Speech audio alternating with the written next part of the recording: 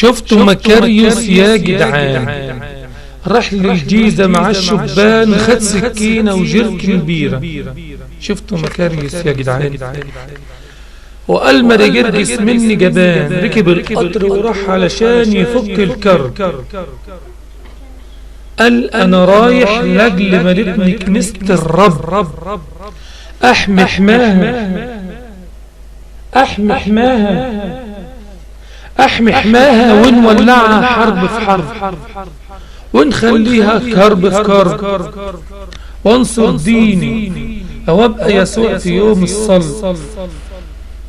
راح الواد ومعاه اصحابه، سمعوا بشوي والاسس كلابه، قالوا هنبني غصب عنهم، قالوا هنبني غصب عنهم، ونوريهم دم وحرق بلد وخراب. فرد الواد مكاريوس عضلاته وقال لك طز ومليون طز، فأمنوا شعبه وكل جهاته. حضر الأمن وقال يا جماعة ما بنقبل شيء مش مألوف، يا جماعة كفاية يا جماعة، على سلطتنا عناد وعزوف.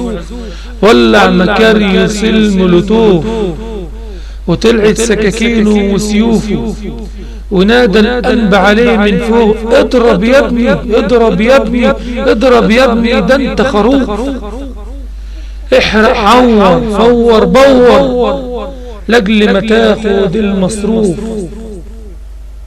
وحصل الطحن ما بين الاتنين، بين الخونة وأمن رزين، وسال الدم ما بين العسكر.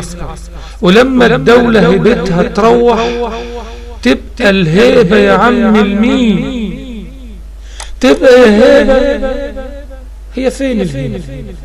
ولما الدولة هبتها تروح، تبقى الهيبة يا عم المين.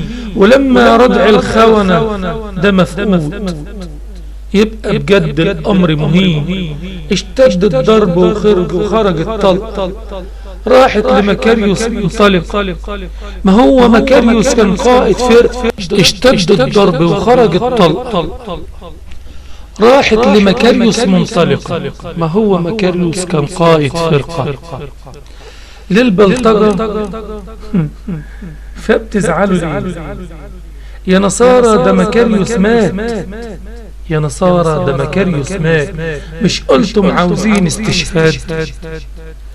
طب ليه الحزن وليه الند وعيونكم تسهر في عياط؟ الاستشهاد يعني دفاع عن حق، لما تقول للظالم لا، الاستشهاد يعني دفاع عن حق، لما تقول للظالم لا.